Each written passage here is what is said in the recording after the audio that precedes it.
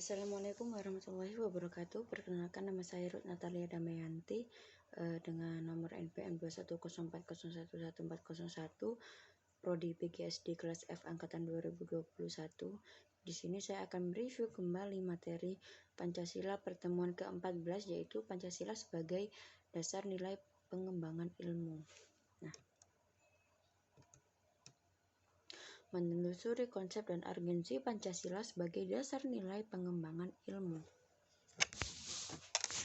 Pada pertemuan sebelumnya telah dijelaskan bahwa salah satu nilai historis yang mengantarkan lahirnya Pancasila adalah ajaran atau paham tentang 5 larangan yang harus dihindari oleh setiap insan Indonesia. Hal itu berarti bahwa larangan itu menjadikan arahan agar berbuat baik bagi sesama manusia yang sesungguhnya merupakan ajaran dari Yang Maha Kuasa. Dengan demikian, muatan nilai Pancasila pada hakikatnya merupakan perwujudan aman dari Allah Subhanahu wa Ta'ala, Tuhan Yang Maha Esa, agar setiap insan Indonesia melaksanakan segala ketentuannya dalam hidup bermasyarakat, berbangsa, dan bernegara. Selanjutnya itu dilihat dari pengertian filsafat, bahwa Pancasila merupakan suatu tatanan untuk mengatur bagaimana seharusnya setiap insan di Indonesia mencari dan menemukan kebenaran hakiki sebatas kemampuan manusia yang selalu berkembang dalam mewujudkan makna hidup dan kehidupan yang sekaligus sebagai perwujudan insan Indonesia sebagai makhluk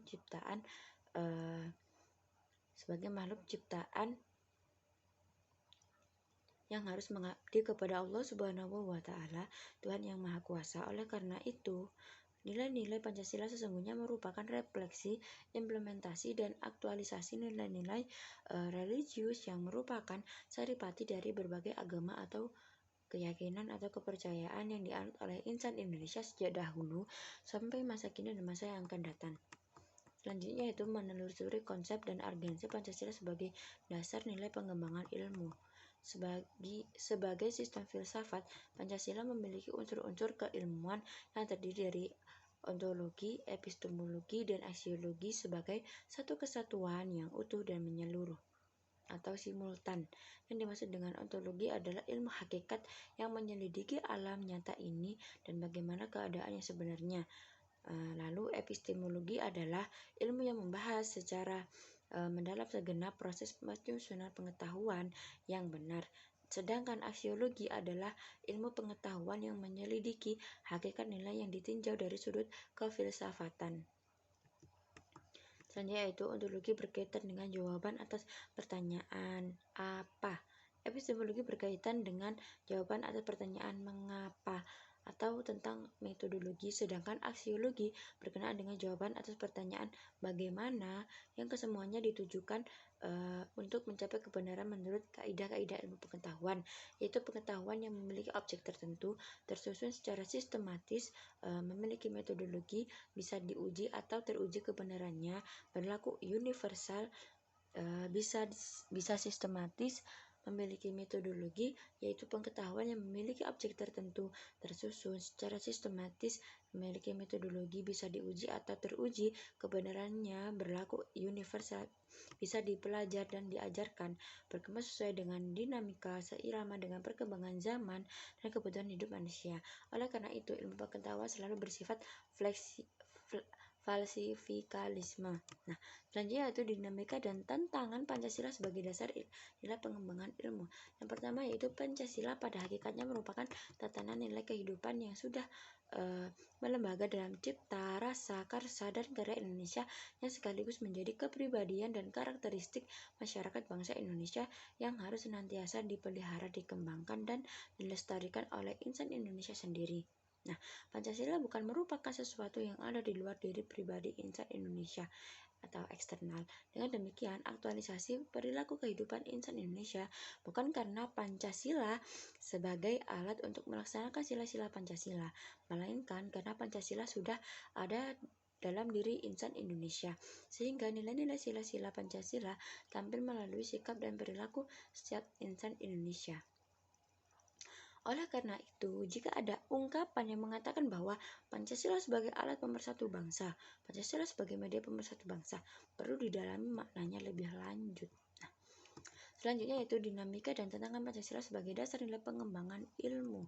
Sejak disepakati sebagai dasar negara yang rumusnya sebagaimana termaktub dalam pembukaan Undang-Undang NRI di tahun 1945, tepatnya tanggal 18 Agustus 1945 sampai dengan saat ini telah mengalami berbagai dinamika yang sekaligus tantangannya. Hal itu bisa terjadi karena dari kesepakatan yang dibuat oleh para pendiri NKRI banyak yang terpengaruh oleh pemahaman-pemahaman filsafat dan keilmuan yang sesungguhnya tidak merupakan bahkan bertentangan dengan nilai-nilai Pancasila. Hal itu bisa dilihat dan diketahui dari sejarah yang secara langsung dan tidak langsung merongrong bahwa bahkan cenderung ingin merubah Pancasila dengan filosofi-filosofi lainnya. Selanjutnya yaitu dinamika dan tantangan Pancasila sebagai dasar nilai pengembangan ilmu. Dinamika dan tantangan yang terjadi selama ini sekaligus membuktikan bahwa Pancasila adalah benar-benar sebagai jati diri bangsa yang sudah melekat kuat dan berada dalam cipta, rasa, karsa, dan karya sehingga tidak tergoyahkan kebenaran dan keberadaannya dalam jiwa dan raganya insan Indonesia. Atas dasar itu, melalui Undang-Undang Nomor 12 Tahun 2011 telah ditetapkan bahwa Pancasila adalah sumber segala sumber hukum negara. Itu di pasal 2. Nah, atas dasar itu kebenaran nilai-nilai yang terkandung dalam sila-sila Pancasila tidak diragukan lagi dan lebih lanjut harus diimplementasikan dalam setiap dinamika kehidupan, termasuk dalam menjawab atau mengatasi tantangan yang dihadapi. Atas dasar itu pula Pancasila agar semakin lestari keberadaannya perlu ditindaklanjuti melalui pengembangan keilmuan, terutama yang berkaitan dengan upaya meningkatkan perwujudan cita-cita dan tujuan nasional. Selanjutnya yaitu esensi dan agensi Pancasila sebagai dasar nilai pengembangan ilmu. Esensi atau inti Pancasila sebagai dasar pengembangan ilmu berkaitan erat dengan bagaimana mengembangkan keilmuan dengan menggunakan pendekatan sila-sila Pancasila secara utuh dan menyeluruh dan dengan sistematika yang sesuai dengan urutan sila-sila Pancasila. Suatu hal penting yang tidak boleh dilupakan adalah bahwa sila-sila Pancasila mulai dari sila kedua sampai kelima harus dijiwai dan sekaligus sebagai perwujudan nilai sila ketuhanan yang Maha Esa.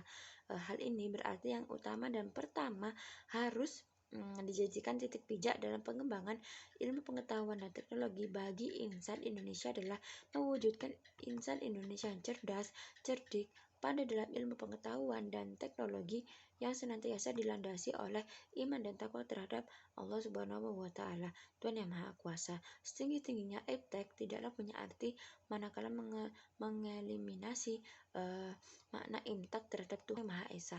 Artinya kemajuan iptek sekaligus harus merupakan penguatan kualitas imtak yang setiap insan Indonesia. Selanjutnya yaitu esensi dan agensi Pancasila sebagai dasar nilai pengembangan ilmu.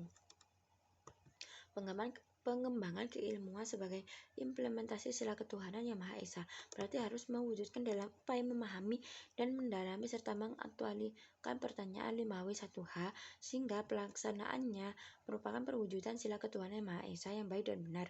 Dalam sila kemanusiaan yang dalam beradab berarti harus didalami secara terus-menerus bagaimana agar nilai-nilainya selalu dimiliki dan diaktualkan oleh setiap insan Indonesia. Demikian halnya dalam mengembangkan keilmuan pada sila ketiga dan 4 dan kelima harus semakin lebih memperkokoh persatuan dan kesatuan musyawarah mufakat dalam demokrasi dan semakin meningkatnya perwujudan keadilan sosial bagi seluruh rakyat Indonesia. Selanjutnya yaitu esensi dan agensi Pancasila sebagai dasar nilai pengembangan ilmu.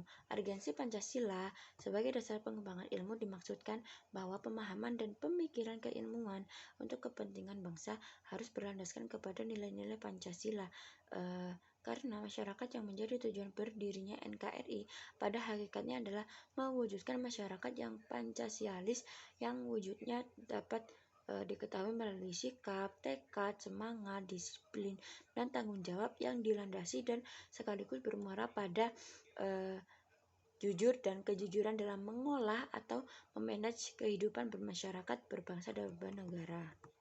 Nah, sekian materi yang saya review. Terima kasih dan saya mohon maaf jika ada salah kata. Wassalamualaikum warahmatullahi wabarakatuh.